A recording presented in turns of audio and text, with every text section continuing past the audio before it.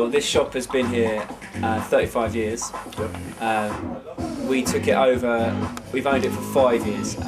It's changed hands a couple of times in that time and basically got sort of run into the ground / operated as like a kind of loss leader. And it was only 7 years ago when the guy who took it on was just one guy on his own. He had to try and make things work. Didn't, he sort of ran it really badly, and then 5 years ago we took it on and made it what it is today.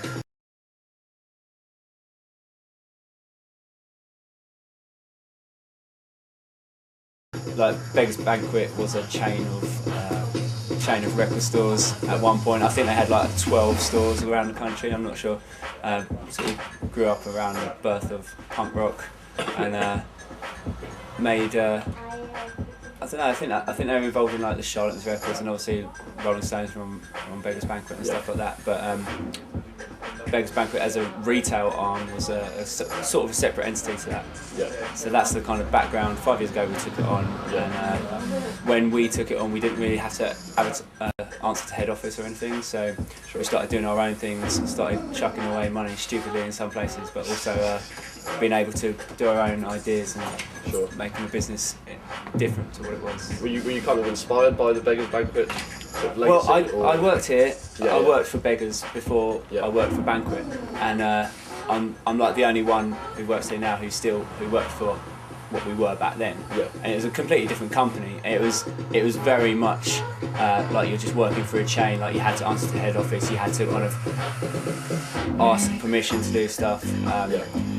Which that happens in companies. That's fine. But like at that point, it was more just a job. Like obviously I'm a music fan. I liked being surrounded by records, but at 6 o'clock I finished, and if we had a quiet day or a really busy day, it made no difference to my life. Like I just went home, got on my skateboard, and that was it. So until you're like a part of a gang, like in any small business, I guess, where it actually matters whether you're busy, it matters whether the customers are happy and stuff like that. You've got less incentive to sort of do your thing. And I think at that time, a lot of the people that worked here were very kind of. They worked here to promote their own sort of self-interest, like be it DJing or in bands or whatever. Whereas now, I'd like to think that everyone here is kind of they have those interests too, but they're working towards the sort of greater good of the entity that we are. Sort of community, I suppose. Yeah. A sort of musical community. Yeah.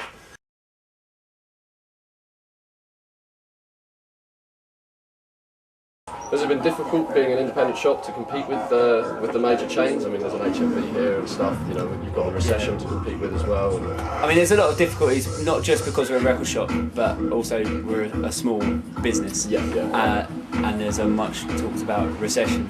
I don't think HMV is the problem that I think you can immediately assume it is. Right. I think there's other things which are more available to us.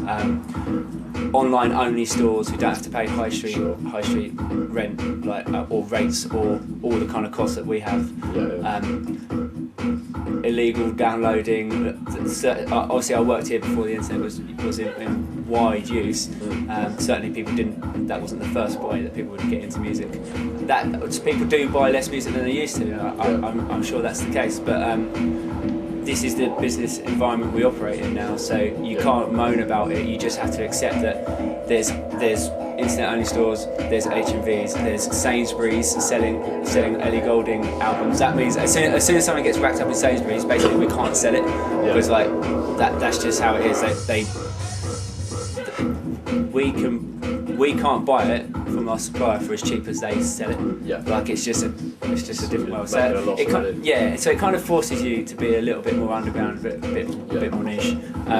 But the counter side to that is that people automatically assume we're snobby, and it's not like there's a lot of albums that are sort of pop albums which are in Sainsbury's and Asda. If we can't sell them because we're throwing money away even if we sell it. So that's the danger of that kind of thing. Okay, and to sort of counter that, I suppose you work on the musical community side, and I suppose to a certain extent like the customer service and. I mean the thing that an indie store of any sort, not just a music shop, but like the tool shop down the road. That thing that they can offer you is just knowledge and expertise and a passion, I suppose, as well. For sure, and understanding the culture, whatever. We're not trying to like shift units. We're trying to help people find out about new bands and like it is a bit more of a service thing. There's very rarely about 1% of our sales is stuff where we're like, oh, I think we can get an extra bit of cash out of that. It's not what we do. It's like people come here and we try and help them, and like try and offer them, tell them about stuff and let them make their own decision. And the internet has actually like encouraged that kind of a culture, because you can't kind of tell someone, oh, this band's amazing, you've got to buy it. You can be like, this band's amazing, check out their MySpace. Then they will, and if they want to buy it, they'll come back. If they want to download it, they'll download it. Like, it's just offering a choice of hoping that they do something that ties in with what we want. So, but Banquet as a company, we're not just about selling audio, as I'm sure we'll come on to, but you know, customers who never buy a CD or a record in their life are still our customers if they go to Newslang, if they go to a punk show, if they order some print off us because they're doing their own club somewhere else, you know, that they're still our customers. Even if they're just telling a mate about a gig, like that's still someone who helps us do what we do in Kingston. So.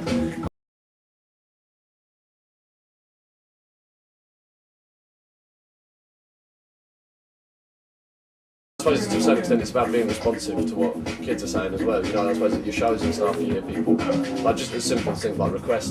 Definitely, and just being surrounded by music, like picking up on what people want to hear, what T-shirts they're wearing, what other shows they're going to, what the people who come to a gig who are also going to another gig, that might be, oh yeah, maybe they should be playing in Kingston, but it's not trying to kind of take the cream either. Like sometimes we have to like investigate bands from a very early point before anyone knows who they are. You take a lot of hits on those bands, lose a lot of money on putting them on, but sometimes that comes good to you in the end. Like take Foals for an example. When we begged them to play an install for us like long before they were anywhere near the size they are now. Eventually they agreed, and the reason they didn't want to do it was because they thought no one would come and see them. No one outside of Oxford would know who they are. Why would we play a shop outside of our hometown? And then they played here, it sold out, and they're like, hey, we really like Kingston. That's what made them come back to Newslang the first time, which is what made them come back to Newslang the second time. And it's these kind of relationships, like helping new bands along their way, which is like really important to how we work.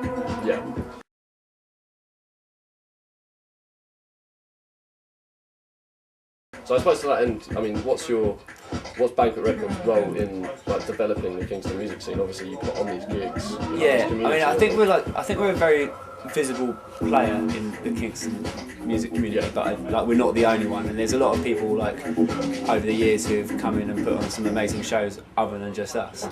But having said that, we do quite a lot because we're in a position where we can. We're surrounded by music all the time. We have people whose job it is to promote events. It's quite an easy thing for us to do, and we've got like a good reputation from like 15 years of putting on shows.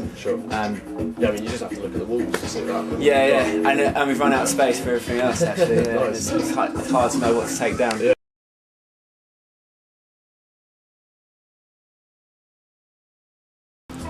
There was a while where DIY was kind of an excuse for getting away with doing stuff shit, and which is why we called our label, which we were running at the time, Gravity DIP. It stood for Do It Properly, as opposed to Do It Yourself. And there's a whole ethic there in treating bands right, like making the audio as brilliant as it can be, not just like cutting corners. And I think bands like Frank Turner, the King Blues, another bunch of bands where they're examples of people who do that stuff DIY. They write good songs and everything, but they're not scared of crossing over to like a bigger audience, and in fact they actively want to pursue that. And I think that's quite ties in with Banquet philosophy, because we don't want to just be like a dusty little record shop. Like we want to have the cool of being like underground and stocking that weird stuff that you can't find anywhere else, but you know, we're not going to turn our back on like a Tiny Temper show, which is obviously something we did last month, and like 1,800 people turn up to it. Like that's a big deal for another bunch of people. So do it properly. Okay, cool.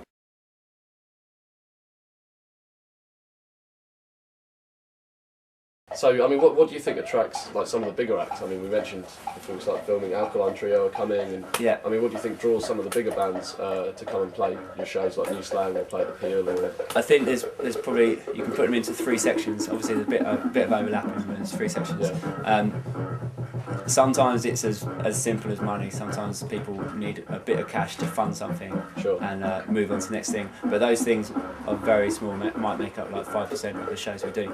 The other reason is either A, we've got like a really good reputation with looking after bands. It's not just about being able to sell out a gig, it's being able to treat them well, making sure everything at the venue is as they want, making sure that the stuff is promoted properly, they're looked after, the right kind of crowd is at their gig, the tickets aren't overinflated, that kind of thing. And then there's another bunch of things that Banquet does which not many other people do, which is like a whole record release tie-in. Bands like Alkaline Trio, as much as I love them, they wouldn't have been able to play Kingston unless we had the whole tie-in where you could buy the album and the ticket for like a combo price. Same with Vampire Weekend. Those bands only come because we've got this unique setup where the people who run the record shop also run a nightclub, and so we can do these combo deals and track these bands in, and they'll get good week one chart sales, which, as much as you don't think bands like Alkaline Trio are a chart band, it matters to them where they come in the chart that week. Be it like they're having to answer to like the record label. Maybe if the difference between like a band getting a top 40 album and a top 50 album might mean an extra 2,000 sales in HMV that week, and stuff like this, it's really important to them. But for whatever reason it's important to them, it is important to them, so we try and cater to their requests. So that's how that stuff works. But I suppose that's an example of you guys sort of. Is that something you did when it was Beggars Banquet as well, or is that an example of? No, but when we were Beggars Banquet, we didn't really do anything proactive, to be honest. Like we did in stores, but there was never really a kind of like obligation to get kids to buy anything. It was a bit more just like come down, and the people who worked at the record shop got to put on their favourite band, and the boss got to pay for it. It was only when we were at Banquet that we sort of saw the relationship between the kids who are buying records are also the kids who are going to shows, and it's not like they're two separate groups, so it was just trying to tie that in and give everyone better value for money, and giving the band something that they wanted too, which is like playing shows and selling records at the same time. It's perfect. And I suppose, from your point of view, obviously you can do these things online, you can do the combo deal online, but from your point of view, I suppose a lot of people probably come in and pre-order stuff, so for you that means you get people in the shop. That's true, and a lot of the time, the people who use the website are the people who come in the shop as well. Like, if there's like, oh my god, that gig might sell out and I can't get into Kingston until next week, like people will do that. But I think the very fact we're a physical store, like we're like real people in a high street store, makes everything we do seem a bit more real. Like, I think it's important that the people who run New Slang, like the nightclub which can attract these big bands, are the people that work behind the counter at the record shop, and you can come into them and talk about the gig, talk about new bands, and we're not a faceless corporate entity.